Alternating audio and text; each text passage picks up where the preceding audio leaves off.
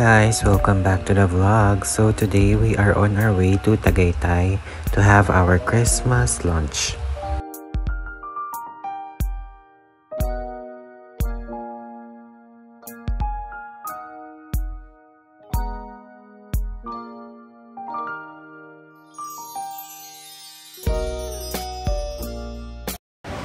Hi guys, so nag-stop over muna kami sa Starbucks to get our caffeine fix.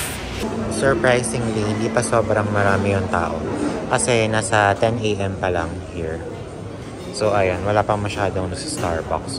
Pero feeling ko later, marami nang mga pupunta sa Starbucks.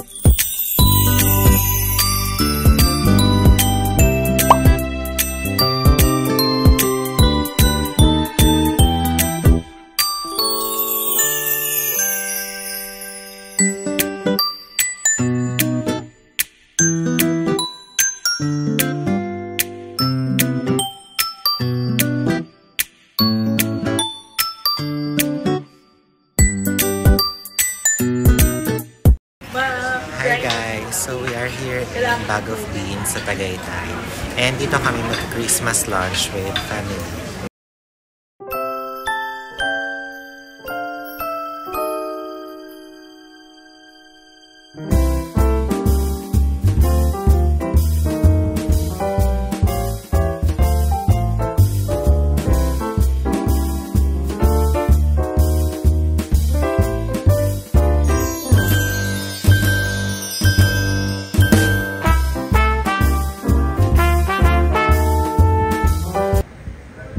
Sobrang relaxing ng view guys.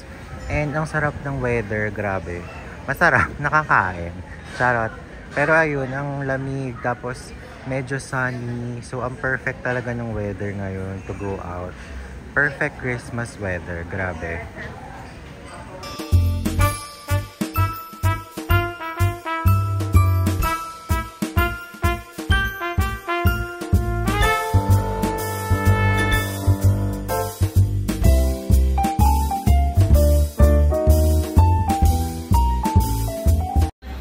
So, andito kami ngayon guys sa Cecilia's to buy some pasalubong.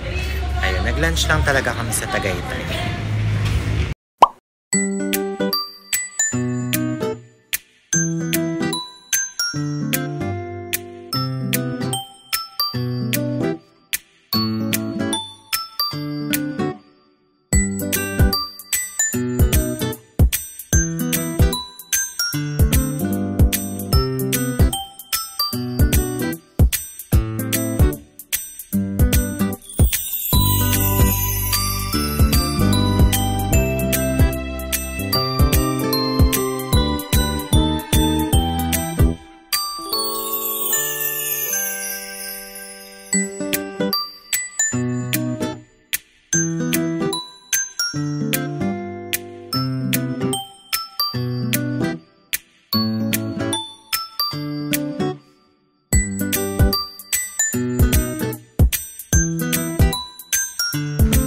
So, inabot na kami ng bonggang traffic pagbaba namin ng Tagaytay.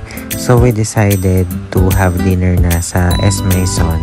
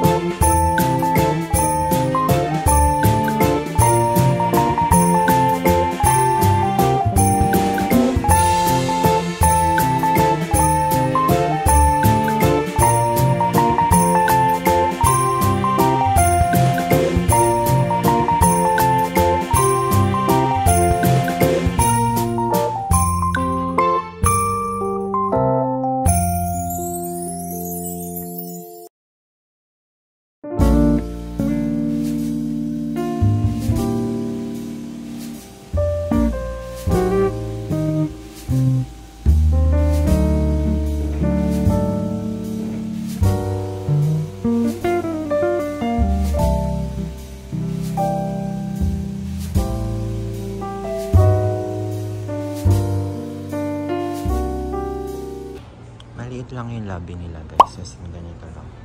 Parang boutique hotel style lang, ganyan. Pero ang bilis lang ng check-in. Walang queue at all kanina. Room tour guys. So, we are here at Astoria Greenbelt. Ayan. Kasama ko si April. Mag-staycation kami dito. Ito na yung holiday bonding namin. Itong beshi ko. So, ayan. Maliit lang yung room and ayan. Pero ano naman, well lit yung place. Ayan. Parang may space naman for luggage. Ayan. And ayan yung bathroom guys. Ayan. Spacious naman. Walang bathtub. Pero ayan. Okay naman siya. Ayan. May heater kaya yung shower nila. Parang di ako sure. Ayan. Okay naman. Medyo spacious naman talaga yung room. Not bad na for around 4,200. And we booked this room from Agoda. So, ayan guys, nakasettle na kami sa hotel ni April at nandito kami para maglaro ng ganda-gandahan. Charot!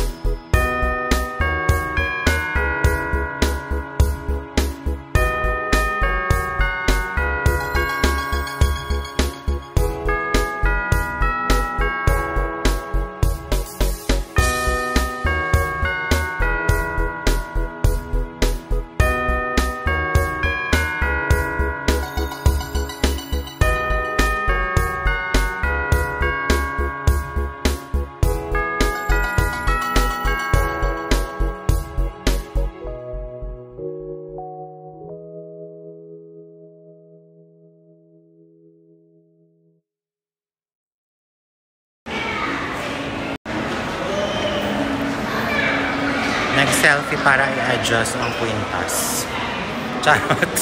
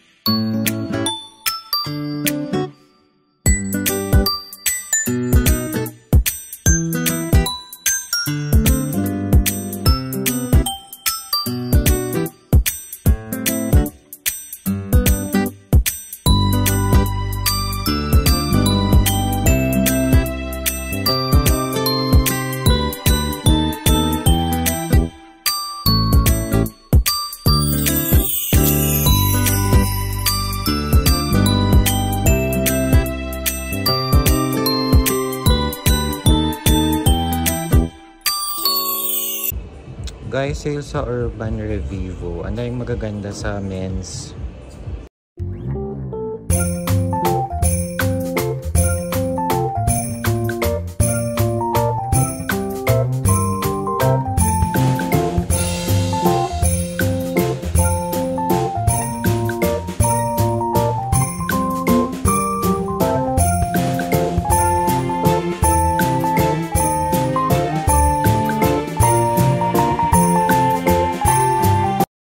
Guys, we got the goods.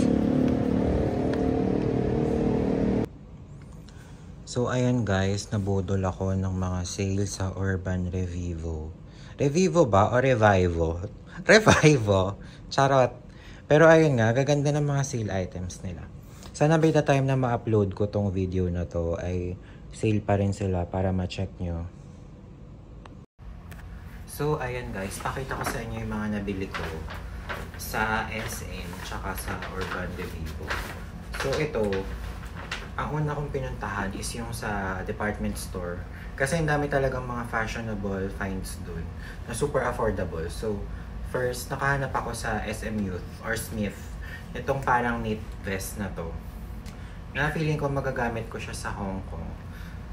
Kasi malamig daw dun ngayon and I have an upcoming trip. And feeling ko perfect siya sa weather dun. This one, parang retro vibes na polo. Ayan. Nice din siya. Ayan. Sa Urban Revivo, ito, ang ganda ng polo na to. Ang lakas makaluweve. Dahil dun sa pocket detail niya. And, ganda ng texture niya. Ayan o. Para siyang houndstooth. Pero, textured talaga.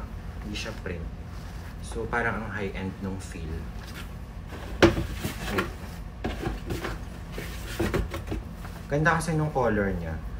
And actually, super budo lang talaga to. Kasi yung polo lang dapat yung bibilin ko. And sabi sa cashier, may extra 10% off pa if we get 2 items. So, ending, dalawa ang nakuha ng bakla. Ayan o. This one. Parang may pagka New Balance feels siya. And sobrang cute ng color niya na nude lang. So, parang versatile. So, madali siyang i-pair up sa mga outfits.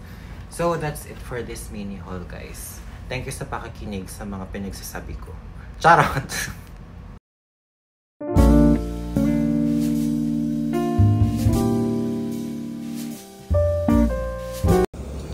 Morning, guys. Ayan yung setup ng breakfast dito sa Astoria Greenbelt. Cute ng waffle nila. May cherry pa.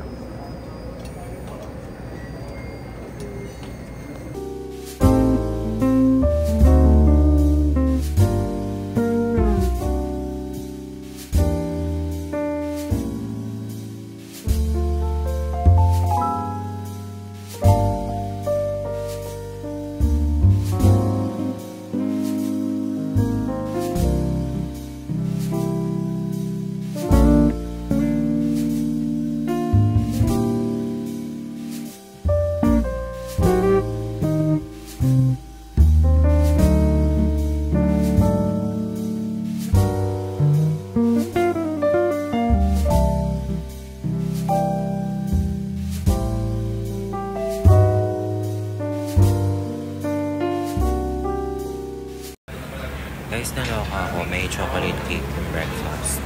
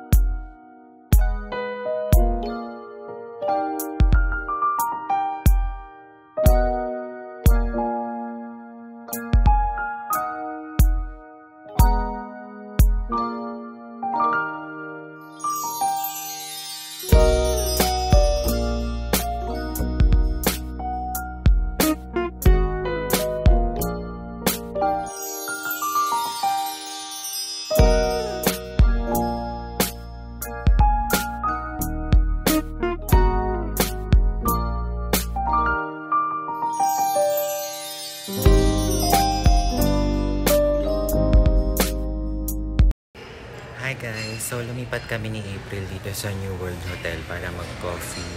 Kasi parang puno na lahat ng coffee shop dun sa Greenbelt. And ayun, sobrang daming tao kahit weekday. Kasi holiday feels pa rin siguro. So ayun, dito na lang kami sa lounge ng New World Hotel Makati.